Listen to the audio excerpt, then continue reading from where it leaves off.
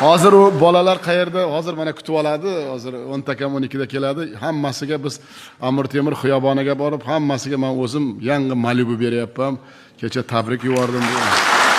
Haqiqatda kecha men o'zim yozganda ham bu yoshlarimiz nimaga qodir ekanligini, u jang bo'ldi kecha. Haqiqiy qahramonlik bo'ldi kecha. Millatimizni nimaga qodir ekanligini bilasizlarmi? Odam yuragi shunday sanchib o'tirdiki, endi bolalar endi o'zini shu men Amir Temur qoni bormanda, men o'zbekman deb o'zini shunday jasorat bilan yutdi-da ular. Bu nima?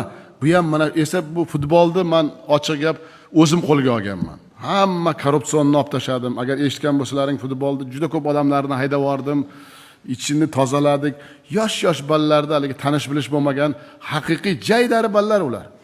Hech qaysini orqasida bir odami ham yo'q, hech kimi yo'q. Qashqadaryoda ham bir 3 ta bor yerda. 3 ta bor. Ha, 4 ta bor. Uni shuning uchun agar adolat bo'lsa, adolat korrupsiya bo'lmasa nima bo'lish mumkinligini kecha futbol ko'rsatdi.